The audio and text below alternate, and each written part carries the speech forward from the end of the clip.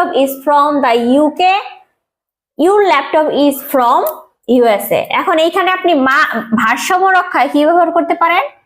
and ব্যবহার করতে পারেন। যেমন কি my laptop is from the UK and your laptop is from the USA। ঠিক আছে, এখন সবাই কেমন আছেন? আশা করি সবাই ভালো আছেন। আজকে একটি চমৎকার লেসন শিখবো। কি জানেন যে আপনি and এর কয়েকটা ব্যবহার আছে, তার মধ্যে আমরা তিনটি ব্যবহারের মধ্যে দুইটি ব্যবহার আজকে শিখবো।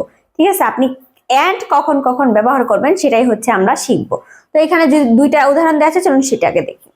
তো এখানে দেখুন যে and কখন বসে, দুইটি বাক্যের অর্থগত ভারসাম্য রক্ষায় and বসে। ঠিক আছে, যেমন দেখুন my laptop is from the UK, your laptop is from USA। এখন এইখানে আপনি ভারসাম্য রক্ষায় কি ব্যবহার করতে পারেন?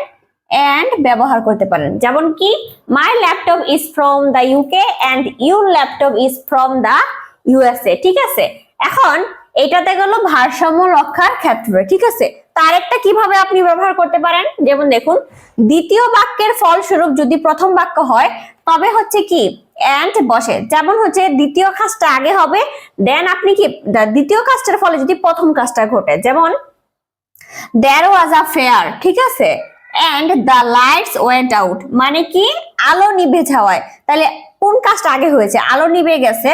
ঠিক আছে, এই যে দ্বিতীয় কাজটা ঘটার ফলে কি হয়েছে? এই ফেয়ারটা আসলো না, আলো নিভে যাওয়ায় বয় আসলো। ঠিক আছে, এই যে যখন হচ্ছে কি যে বাক্যের দ্বিতীয় বাক্যের ফলস্বরূপ প্রথম বাক্য হবে, তখন আপনি কি ব্যবহার করবেন? এই and ব্যবহার করবেন। আশা করি আপনি বুঝতে পেরেছেন। যদি বুঝতে না পারেন অবশ্যই আমাকে কমেন্ট করে জানাবেন। তো আজকে এই পর্যন্ত, দেখা অন্য কোনো ভিডিওতে। ততক্ষণ পর্যন্ত সবাই ভালো থাকবেন। ধন্যবাদ সবাইকে।